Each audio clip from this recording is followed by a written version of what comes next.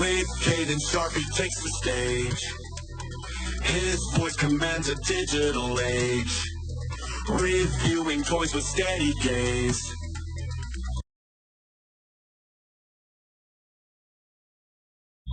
Marching on through collecting craze. Head cannon leads with plastic fly. A trooper set by his side.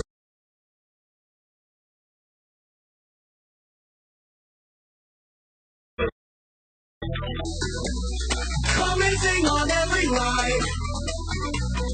Toys and more his toy can't hide. Each action figure stands in line. A battalion formed, they're looking fine. His commentary builds a shrine to every figure's grand design. Head cannon leads with plastic pride. A trooper set by his side. Commenting on every ride. Toys and more his joy can't hide. Each action figure stands in line. A battalion formed, they're looking fine. His commentary builds a shrine to every figure's grand design. Head cannon leads with plastic pride. A trooper set by his side. Commenting on every ride. Toys and more his joy can't hide. Every soldier made of dreams, as his reviews reveal the schemes. Collectors march to hear his themes, in the cannon world supreme. With helmets, shiny weapons drawn, he speaks till all figures are gone. Through battles fought from dawn to dawn, his words resonate on and on.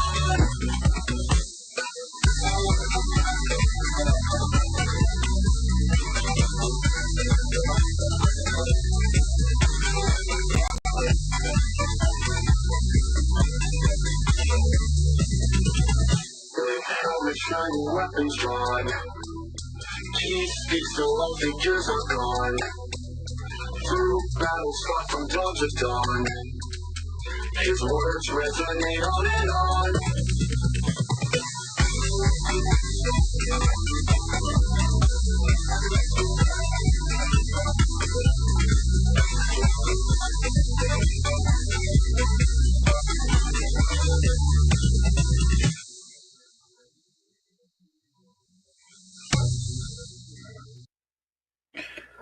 All right. I don't know. Let me check some sound things going on here. No, I don't have anybody. Yes. So sound is coming through.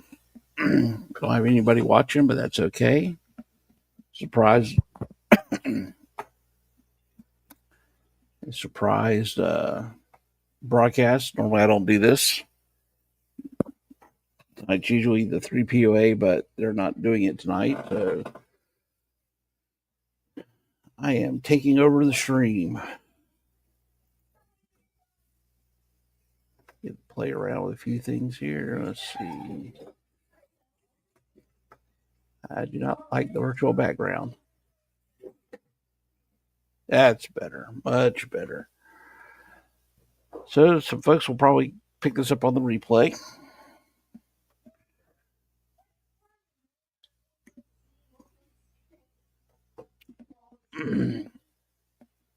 That's probably when most people will wind up seeing this. Oops. There we go. Get up there.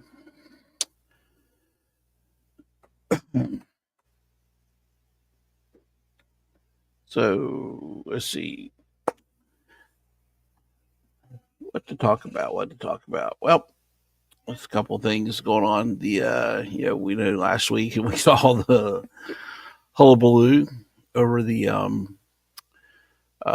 Maximum Hulk, and I think everybody said what they said about that. And then, of course, everybody's I guess some more stuff has gotten dumped at Ross. Haven't had a chance to get over to Ross They've got several here in town, and usually they're always picked pretty clean unless they do a massive um, inventory dump. I live in Jacksonville, Florida. We've got about 900,000 people live in this town.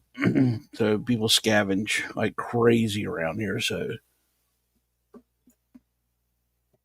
but then the stuff I've seen, I mean, I'm not too, I mean,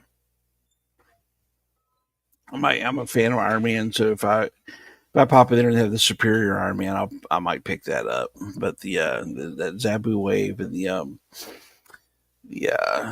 Strange Tales wave, I don't think there wasn't a whole bunch in those waves I wanted. So, but that six, between $6 and $9 may change my mind a little bit on that.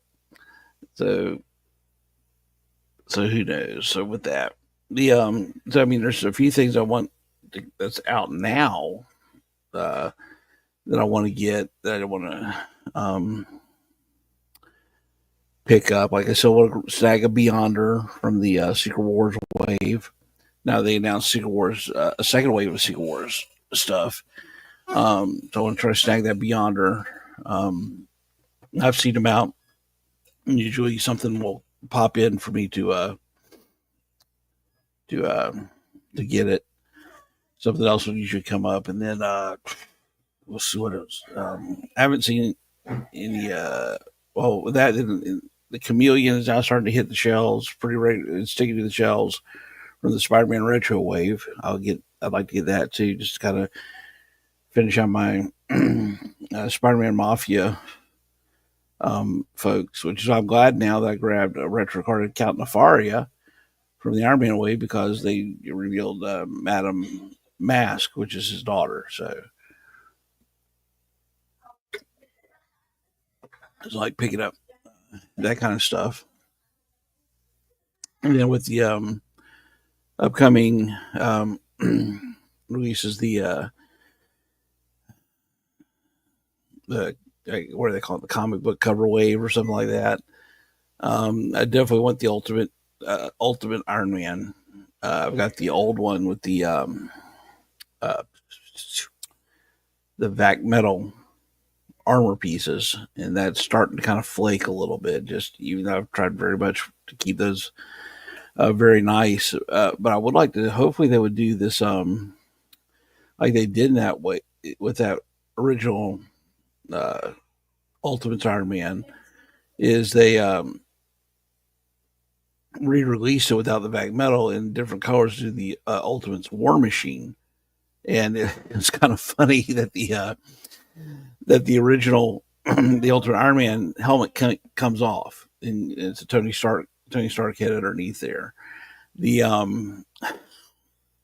the Ultimate's War Machine, the helmet is not removable, does not come off. It was glued on, but I can still see they did paint the what I can see um, a brown color for Jade. So it was supposed to be a Jade. So I was well, did they actually do the head, or?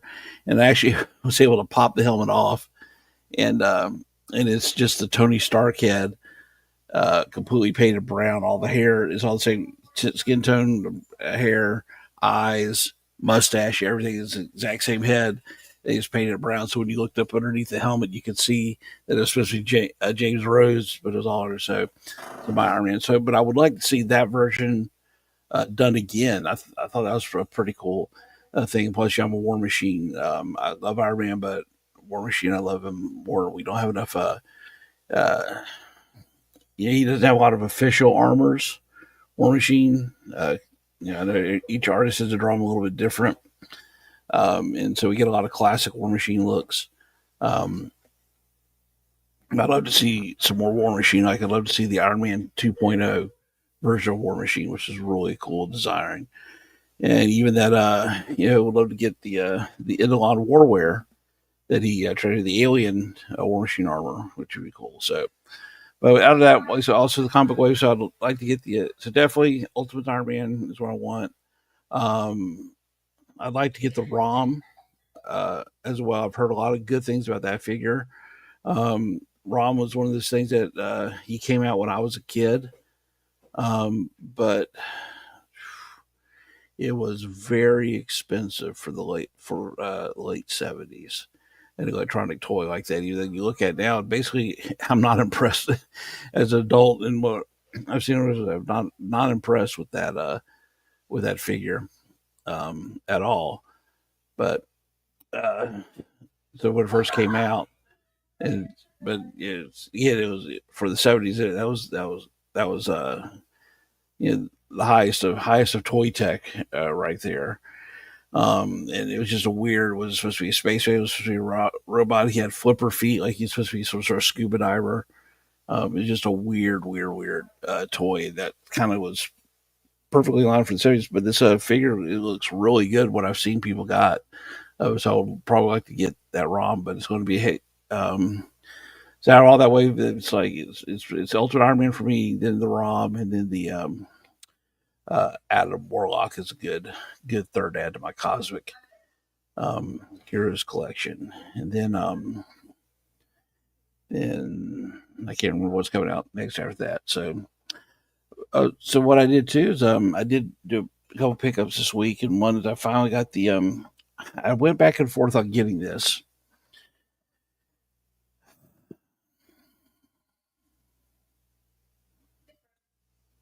but I wound up pulling the trigger on it anyway. And it's from the Secret Wars wave.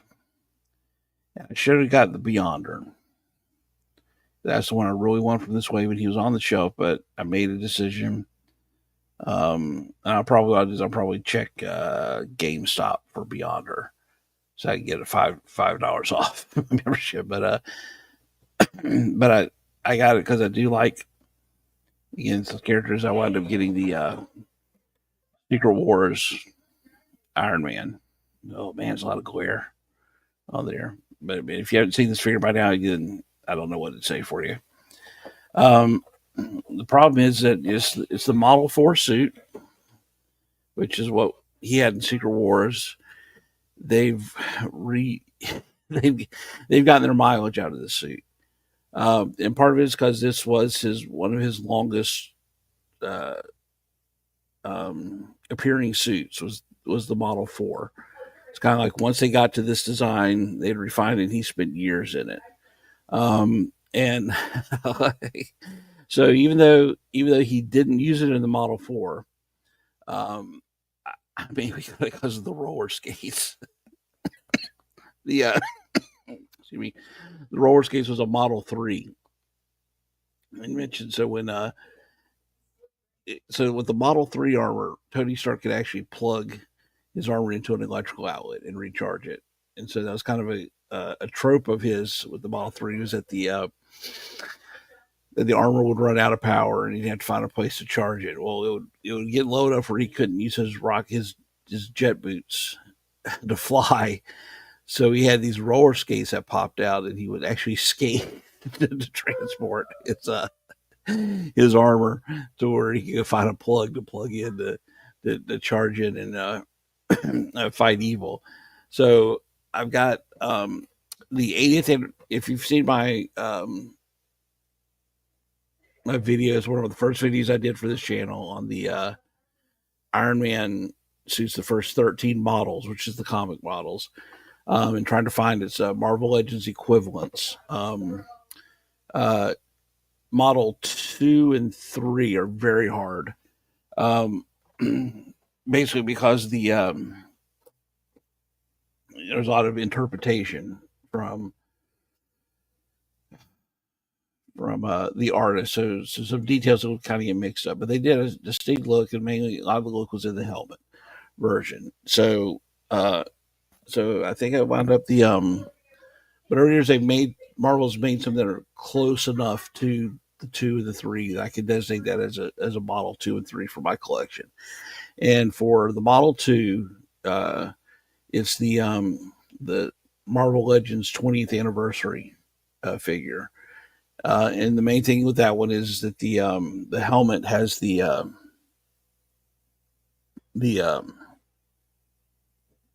the kind of what they call the horn head with like the mask. The gold part of the mask comes up a little bit, looks like a horns, and it has the rivets and it has the mouthpiece that has kind of like the gate on it. Then the Model 3, I designate the 80th anniversary Marvel Legends figure because it's basically used the same body for the Model 2 and that one. But they did include the head that has the nose because they went what some artists say he mistook some directions from Stan on it. So he made the mask with the nose, or he had like a nose on it, and so that's Model 3. Now I got some skates I could put with that one to make it a true Model 3, and then I don't know what I'm going to do with this. I think this might be my second or third Model 4 body um, with that. Hey, Impossible Pie, good to see you. Um, and I'm going to pin this back up to the. I don't know if anybody else throws in, I got enough room. I think I can host two at one time. If anyone would like to join the stream and have a conversation, like I said, this is a Saturday Takeover stream. Like I said, 3POA isn't working tonight, and nobody else is. I don't think uh, Jerk or Articulate Ninja or any of the usual suspects. It's not one of the 12 streams that start Zicanians on at any time. So it's kind of an open Saturday night. And I'm just trying to figure out what what to do on a Saturday night.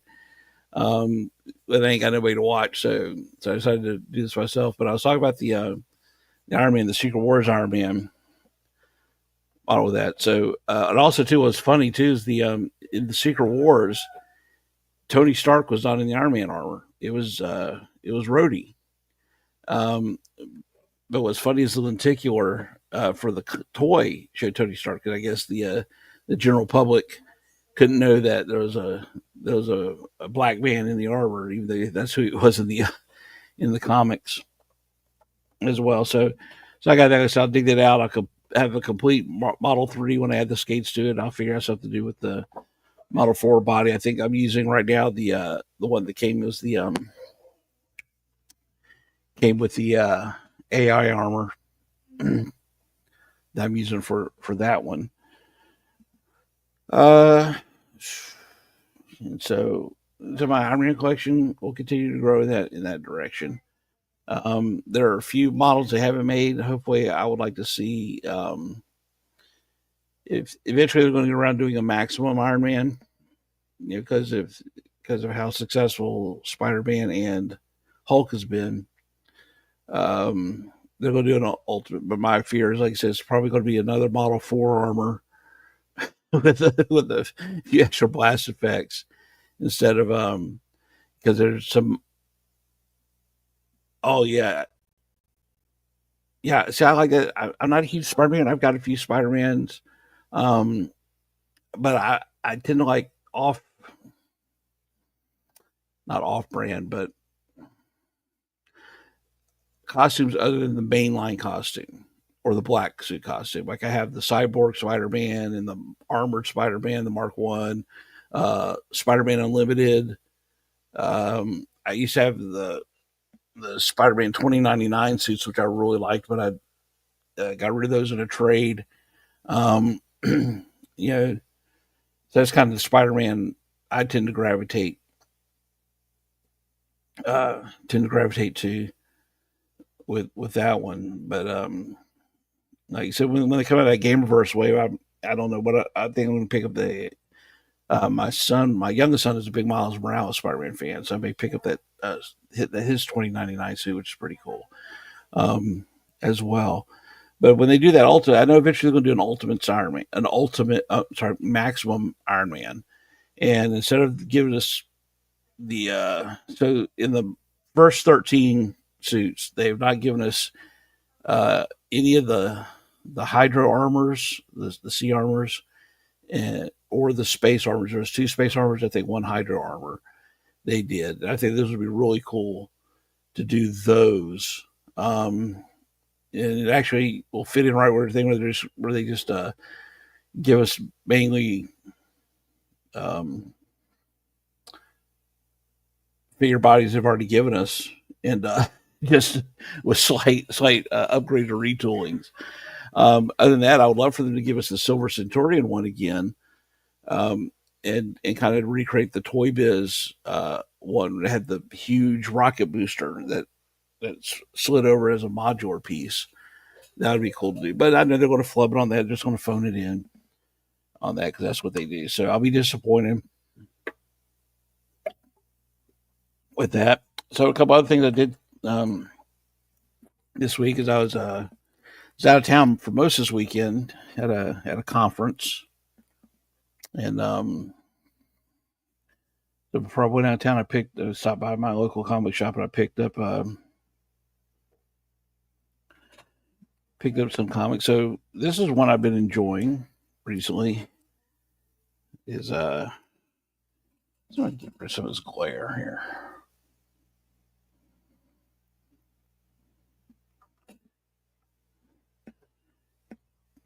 Try this glare. That's better. The new West Coast Avengers. I've been really enjoying this run. It's on issue 6. Um, so right now it's Tony Stark rebuilds the West Coast Avengers. It has himself, War Machine, Spider Woman, Firestar, um, somebody else. This is Jessica Drew Spider Woman, not the Julia Carpenter one. Firestar from X Men, but my New Warriors was our villain Killer Watt, who's going by Bolt, because he's wanting to build a team that kind of offers some villains a chance to do good. And so that was his. And then also they have a version of Ultron on the team, which was a very interesting take on that. I guess Ultron's decided he got tired of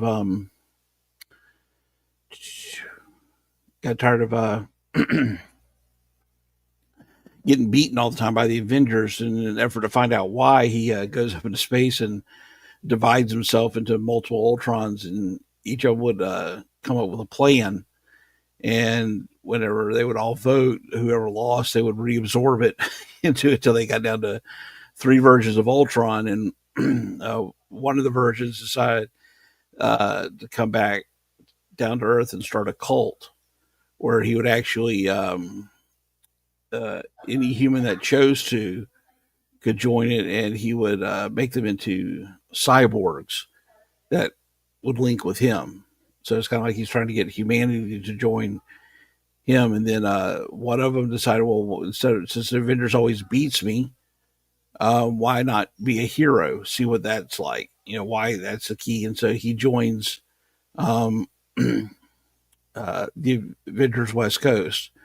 And Tony Stark has somebody that has to keep his operating system open to him so he can monitor it as well. And also, this is after the last Invincible Iron Man run. He's had some problems with his suits, and here he's using the old Silver Centurion suit again. And this is the second issue as part of this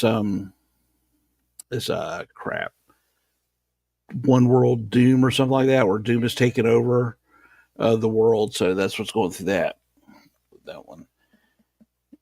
I also picked up this, and man, this has been such a great run. It's the new Transformers run, the Energon universe. And this whole thing, the whole entire Energon universe has been just absolutely amazing. Started, Skybound got the license. They started with a book called Void Rivals, which kind of set the tone for what this combined universe is going to look like, which I thought that was really smart to do, to kind of lay some foundation work. And then when they introduced the Transformers, it's kind of like, well, how many times can you retell the story? do the opening, the whole origin story. And my goodness, this is what happens to. So with this one, and then the GI Joe, so this is what happens when you get somebody whose job is to update a property for today. And a lot of times, what they do is comic companies and movies and TV will hire artists that either have never seen the property before, thinking that they'll get some sort of fresh perspective on it, or somebody that goes, yeah. So, but what we want to do is we want to kind of we want to take approach this more. It's more the story's more ironic, or we're just going to throw things out or make changes, to shake it up and make it shocking. So when you're doing a combined universe, such as that includes GI Joe and the Transformers, and plus other things they're bringing into it, you've got to make some changes, and especially if you want to update it to a more modern audience. But there's a way that you could do it. And what the folks did for Skybound is they hired some folks, yeah, Daniel Warren Johnson, who you can tell he loves the property. That he's like kind of like us. We kind of grew up with it. He definitely was more cartoon influenced than the actual comic influences. And I've gone over that before about why uh, that difference between the comic book and comic book, people that are brought up on the comic book, people that are brought up on the cartoon, and get control properties now. Um, the Yeah, so that's why you're seeing a lot of more cartoon elements. So that's kind of the criticism I have for Hasbro is they're not doing it. They're not doing it right, but they're definitely more influenced by the cartoon than the comic, and so on. But you can see that with this, that they're more cartoon influenced, but they're bringing in these ways. It's being done in a way that doesn't disrespect anything that came before it, any continuity. They're not making any surprise revelations about um, Optimus Prime or something like that, or he's got a brother or something like that. They've done really good. And one of the things in the Transformer comic is they've made the Decepticons um, gleefully evil. The Decepticons actually kill people and take great pleasure in doing so. And they're fighting amongst themselves because one of the things they made in decision. This is spoilers if you haven't read the book. I mean, but my God, we're 19 issues in. If you haven't picked up this book by now, I don't know what to do for you. They made a decision early on in this book to not, uh, kind of like in the first movie where Megatron was missing. So they get to Earth, they crash on Earth, they get to Earth, and they have no Megatron. So there's this big struggle constantly between the Decepticons going on where they're trying to fight the Autobots and all this stuff. So finally now they've brought Megatron in. He's been absent for a while. So now he's coming in and it's just taking this whole book up to another notch. Again, like I said, all the changes they did to make sense of this new universe and put together. And the same thing with the G.I. Joe Inner John. It's still, that book is still, I think, cooking a little bit. You guys heard later. They did a smart thing with that one is they did 4 miniseries leading up to it. The Cobra Commander miniseries, the Duke, the Scarlet, and the Destro miniseries, which I think that was very smart of them to do because that really laid the groundwork for what this new universe. So they absolutely had to make changes to the origins of both Cobra and GI Joe for this all to fit in, but they did it in such a way where they're not insulting. If you like the way everything went on before in a Real American Hero, or in the IDW run, or even in the cartoon, they don't insult those things. But they found a way to fold it in a way that made logical sense with it, and that's why I've been sticking with that one. But then again, of course, you know, my God, they have Larry Hama cranking out a Real American Hero still, or now over 300 issues in on his third company. I never read any of the IDW run of it. One, because it just wasn't consistently out there for me to find. Um, but So I picked that one up. So I read the first 155 issues of GI Joe and Special Missions. That's what I grew up on. Missed the relaunch from IDW, missed all those, and picked it up again with issue 301 with Skybound, and it was like it's Larry Hama. There's no surprises in his work really anymore, um, but it's good old fashioned storytelling and just kind of like fits in. Uh, yeah, like a glove, and it's like coming back to an old friend, sitting down and watch that. So, but what they've done is, I guess, the infamous or the famous issue 21, the silent interlude issue. And this is Skybound reprinted it. Um, this is the classic, issue where there was no dialogue, no sound effects or whatever you call the there's a word for it in comics where you do sound effects, boom explosions and rat tat tat for machine guns and all that stuff. And I heard somebody recently, YouTuber, reviewing it, and somebody's around my age and grew up on this stuff, and he never really understood the silent issue because there's parts in there where people are clearly talking, and there's explosions and stuff like that. So in his mind, it was the silent issue was supposed to be about um, yeah, that's where Storm Shadow showed it. That was a big mystery, but like because his brain was always like, well, if it was silent, it's talking about military recon and stuff like that. But there's parts where it couldn't. So my brain, I'm like, I might go listen. The thing about the silent issue one, it was groundbreaking at the time because Larry Hama wanted to see if he could tell a story completely visually, where you didn't have to rely on any cues or your brain could fill in everything, and it was highly successful. They He tried it a couple more times. Once in the I think yearbook 3, when they went to go rescue Snake Eyes from the Cobra Console, they did that as a silent issue, and it was okay. And I think IDW they tried it a few times with that, but it's kind of like it's one of those things that's it's a gimmick that only really works once. So Skybound is celebrating that. So they reprinted the issue. There's different covers, but I wanted to get the original one with the original cover on it, which you like that. And then in celebration, they're doing a bunch of little one shots. This isn't a series, which they probably should have done as a series because it's kind of weird how they're doing it because they're marking each issue as a number one issue. But it said the Real American Hero Universe, and I haven't read these yet. So the first one is the one shot Silent Missions Beachhead. So I've seen some of the artwork on the inside. It looks really cool on the inside, but I haven't read it yet. And then they also have Silent Missions Jinx, which so I'm really looking forward to reading them to see how different different authors. You can really call it author. There's no words in it. The plotters, would it be plotters or something like that? Because you really rely on the artwork very heavily to tell that story, not so much a dialogue or sound effects. What do I remember here with this?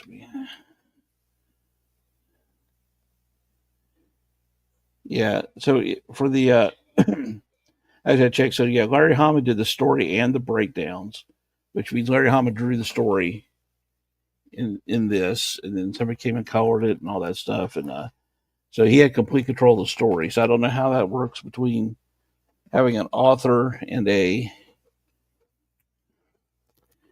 Let me take a look at that here. Take a look at Jinx.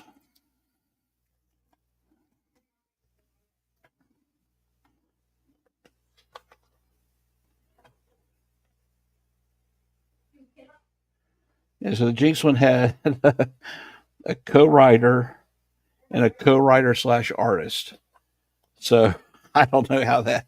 Yeah, somebody had to do the breakdowns for that one. I bet one person wrote it, and the artist had to, and basically had to do tell the artist what to do, and they have to give the artist credit because the artist it relies on the art to tell the story. And then the Beachhead one is the writer slash penciler. So that's the guy he and he drew it. Um, so I'm interested to see how those come out. Like I said, it was a gimmick that it was basically a gimmick, but it was really good and very successful when Hama did it. I thought Hama's on time crunch. He here's the thing about Hama is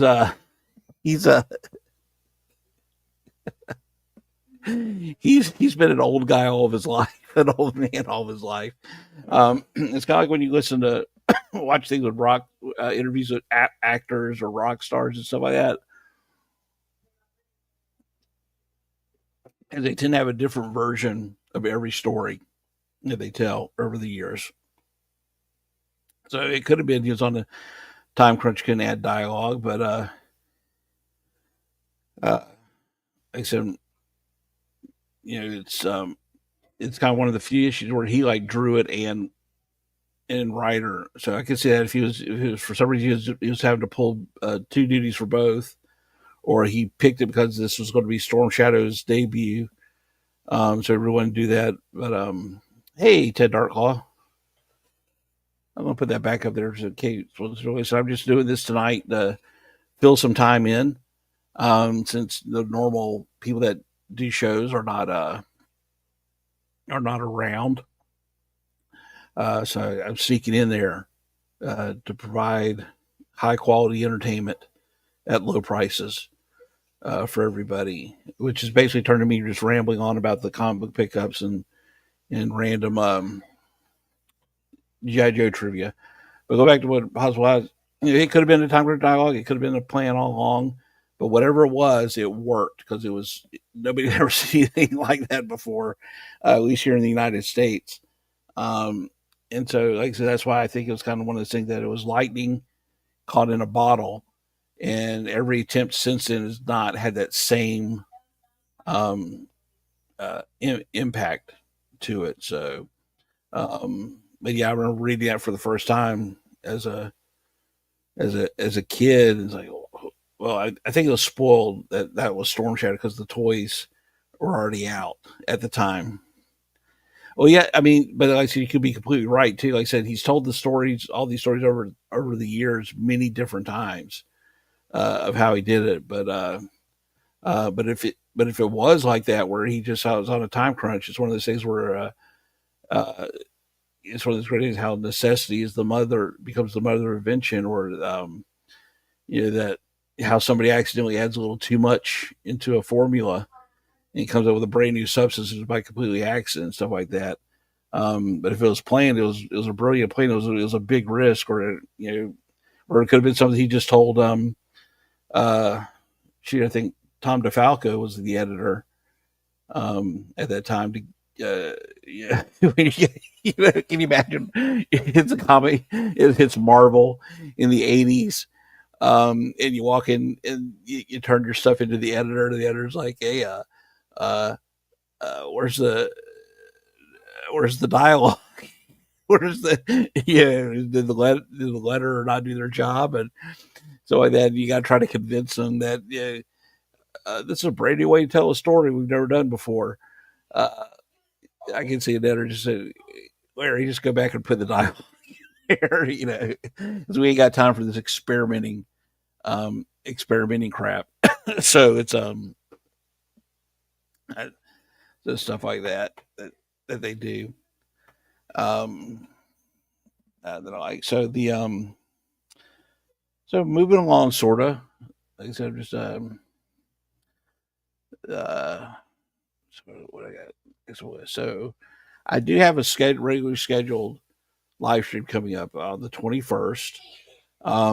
So normally, like I said, I don't do lives normally. I know that's the way you build your audience and you feed the algorithm with view hours to hit the magic monetization.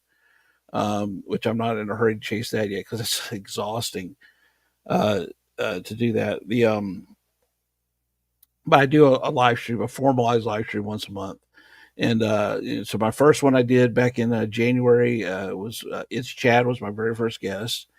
Then in February I was able to get Laser Pants, and then this past month, February, March, um, Articulated Ninja, which I really enjoyed. I enjoyed all of them. The Articulated, I really enjoyed that one. So this month, the 21st is a Monday night. I know it comes on. It's interrupting. Zakanian does a stream, and then Jerking Gains, which that's a massive one. I'm never going to pull um, with that, but I've got a guest. I've been really wanting to have a conversation with this guy because my live streams are not so much about the toys, which that's what we do. We're collectors, um, and I like these content creators like just having a conversation and talking. That's why I put the stream link up here for anyone that wants to join. So I like having conversations with folks, and not necessarily talk about the things that they talk about on every live stream or with every stream they're on. You know, I did dig a little bit deeper. I'm somebody that's a big believer in getting into the yeah. I think Jerk is on every night. Impossible Pie. So um it's like when do you when do you sleep, dude? So I was at a conference this week. I'm a veteran, and I belong to an organization called the Marine Corps League, and we had a conference this weekend. So I went down for that. I've got kids, and I want to have to end this. I want to have to end this by 9:30 because I have to go pick up one of my kids from work who's working tonight. So yeah, so it's like, man, it's exhausting. So I do it once a month, but I've been wanting to really talk to this one guy, and he streams a little bit, um, but mainly he does a live stream with his son. I think they do it on Sunday mornings. Um, but uh, but it's Mikey's dad, John Kukovic. So he's going to be my guest. April 21st, I believe, is when that's going to be. So I would just have a conversation with this guy because we're around the same age. I think he might be a little bit older than me. You know, and I've raised four boys. I know he's at least sort of raised Mikey. But the but how Mikey is with that with the whole thing, and then just to get to know that guy a little bit, and talk about raising children and instilling not only the collecting, but some our core values into them that we see. So I think it's going to be a great conversation with that. Then after that, always looking for another guest for the May May show. So that's my goal is by the end of the year to have at least 12 or probably 11 in December, maybe just a recap show of the year. And then as we go into this year, if my channel grows, I'm at 146 subscribers now, which is okay. But as my channel grows, and I want to grow along with it. So I'm kind of growing as we go with that. So that's so yeah. So episode 4, April 20, John Kukovic will be my guest with that. Then with this little impromptu live stream, um, I'm waiting for the end of the month for Valiverse. Hopefully, that's supposedly with the Steel Brigade figures. The new ones are going to be in, and so I really want to get those. I started with Steel Brigade. My goal was to only buy Steel Brigade figures, but that's kind of gone crazy with that stuff. Um, uh, uh, so I really like the new body look, the new look. It's about time for that figure, which I think should always be a staple of Action Force. That Steel Brigade figure should always be um, in there in some form or function. And I think it was a good time for it updated on the new bodies, a new look, new gear. And I like the vac metal heads on it. I'm not under any any illusion that I will get a gold head. I've never gotten any of the variants from that. But the silver one, I see a lot of people are digging the figure, but they're not digging the vac metal head. And part of it's because they don't understand why he has a vac metal head. And I think it's cool that I think it actually was something that came from a stream where we were all talking about the some of the different gimmicks from the '80s and '90s. And so far, Bobby Val has been checking that list off. We got the what did we get? We got the mail away figures, which I was a staple of '80s and '90s. Then we got the glow in the dark figure with the swarm. And now we're getting the back metal. It's good because that head probably won't suffer from that kind of syndrome, especially that gold. I don't think that gold one's going to have a problem with the gold plastic syndrome where it rots. And plus, there's been plenty of steel brigades out there. If you don't like the back metal head, slap a steel brigade head on. They fit on the bodies. Yeah, so I want that steel brigade as well. And normally I only get one steel brigade for every variant. That's my goal. I'm army building variant steel brigade. So I have uh and I'll caveat that here in a moment.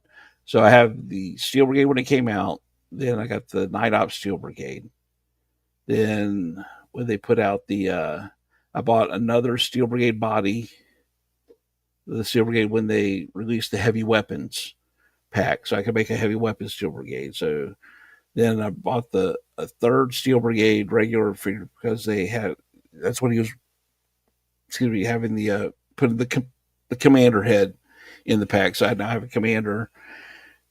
Then I got the female steel brigade. I should have bought a second one so I could do the commander steel female commander. Hopefully one day I'll find a steel brigade female steel brigade body somewhere, somebody sell one, who knows, and I'll fix that one. Then of course I've got the pink female steel brigade one, and I got the desert and the Arctic. So I'm kind of going back and forth. Do I get one of the new ones, which I'm calling the Elite Steel Brigade? Um, maybe one day I'll get a gold head one, or buy a couple of them to start in place. Because what I also do is like the Republic figures, like the Delta Ops and the Spec Ops and stuff like that. I tend to buy four of those to make a fire team out of. So like I've got four of the Delta operators, two females, two males, the all green suits, and I've got them kitted out differently for a fire team. And then I'm slowly building the maritime ones, which I love the maritime figures. For the past years, where everybody's going crazy with the desert figures, because we're all still stuck in the Afghan Iraq mentality of warfare. And I tell folks all the time I live in Florida, so desert stuff doesn't do it for me. Um, so those maritime troopers are great. I had some of the riot troopers that were in the all blue uniform back in the day, but I wound up trading those out because it didn't resonate. But just something about adding that gray in there, which is really cool. So I'm building me a squad of maritime troopers. Then I got a couple of Crimson Shadows. So I'll probably buy two more of those. The security guards for that, security forces for that one. I have four of those. I have an elite Praetorian and a regular Praetorian, and then I got four of the recon troopers to make a squad, a fire team out of that. The ghost operators, I don't know what I'm going to do with it. I got one of those. I don't know if I want to get more of those. I just got to really think about how it fits into the world I'm building for Valverse. I need to get a couple more Garrison Cavalry guys to kind of fill that out too, as well.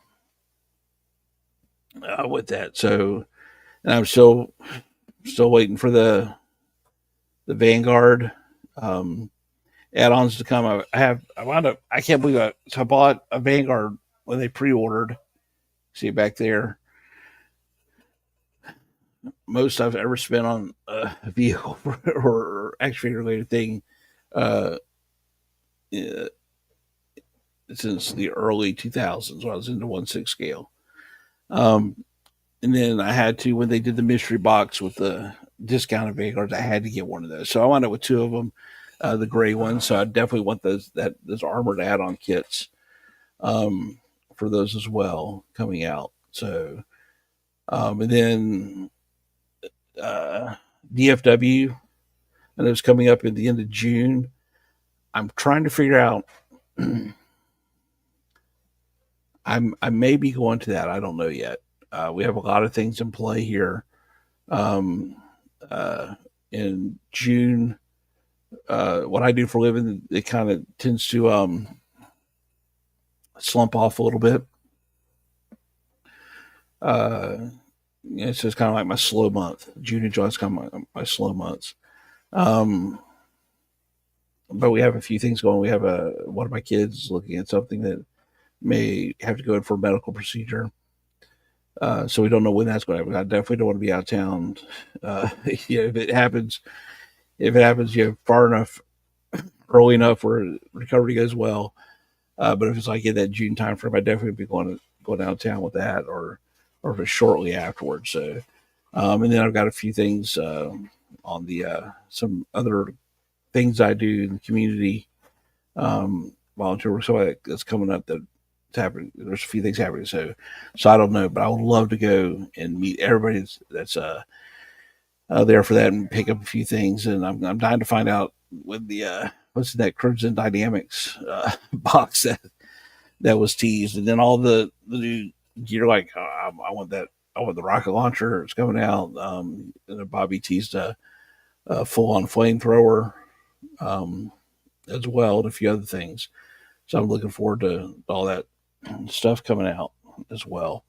YouTube wise, I got to get back on the content wagon.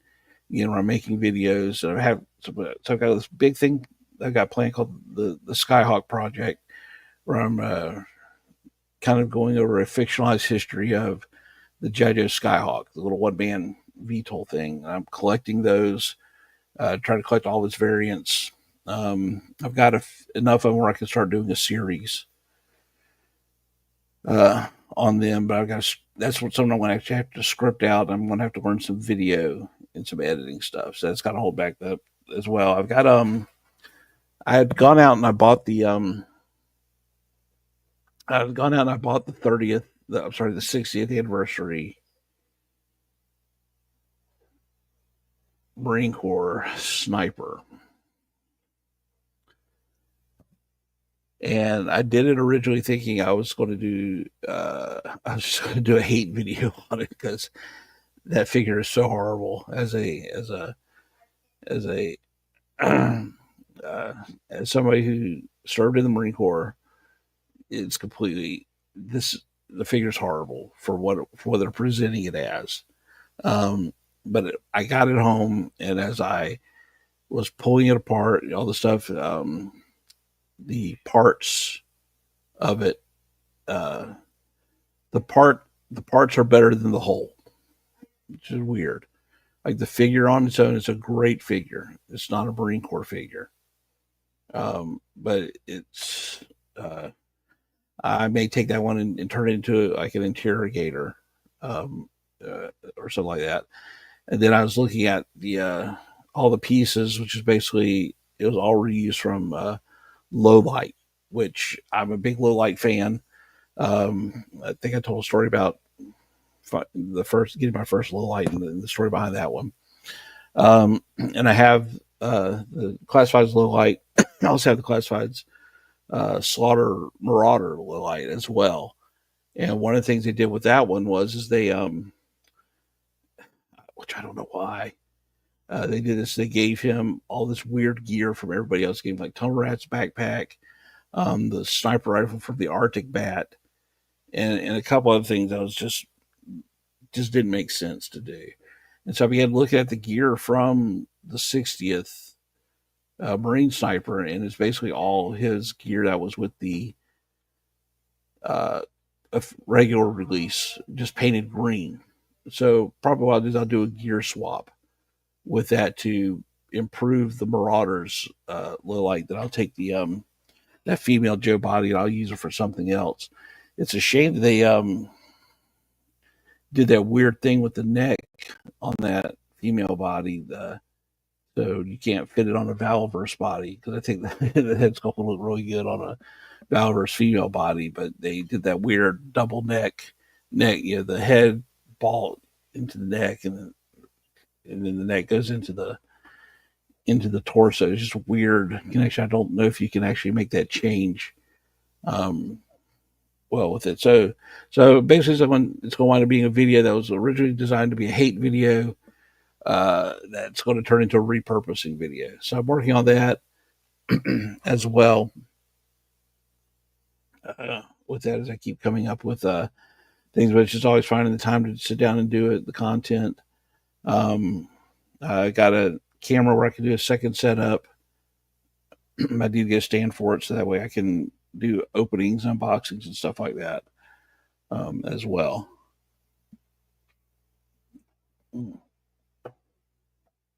So,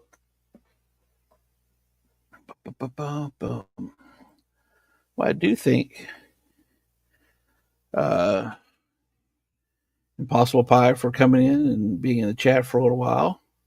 Appreciate it. And Ted Dark Claw popping in for a minute. Like I said, this was another thing that was planned.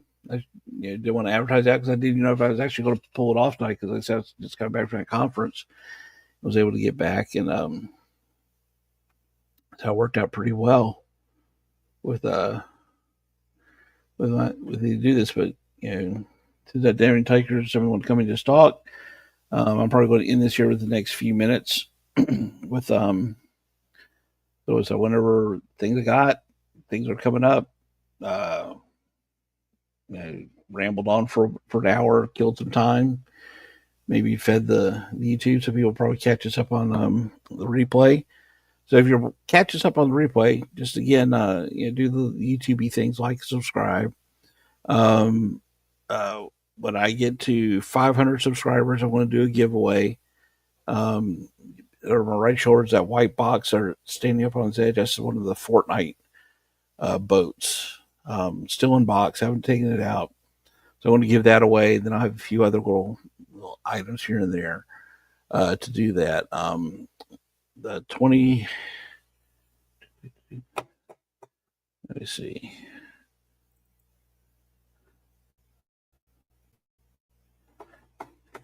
February. Yep, April 21st at 9 p.m. Eastern. Headcanon Live will be on with John Kukovich from A Couple of Kooks, aka Mikey's dad. So that's coming. I said, I don't think you want to miss that because this is, like I said, I've been really looking forward to doing this interview as well. Then I guess Sunday there's some things going on. I think Chad's doing something at 5 p.m. So I'll be watching that. Again, from here everybody just go watch Yojo Jerk, who's always on 24/7.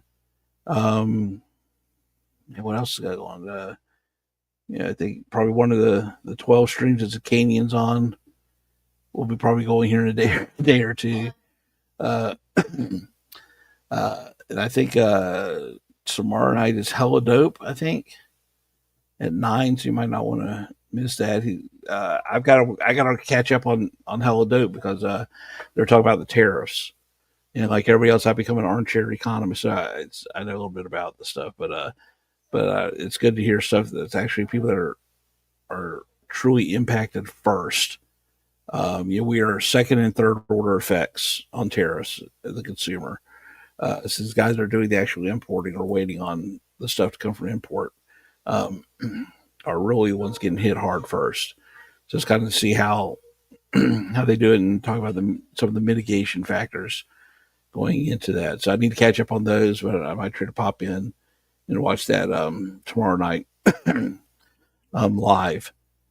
So with that, it's been about an hour. I've got to go pick up a kid from work. So I will see you all somewhere around the internet. Bye. Actually, what this should be is that it should teach Laser Pants not to take the night off, the Saturday night off. I know he's got something to do. Don't do that. So, all right. Have a good night.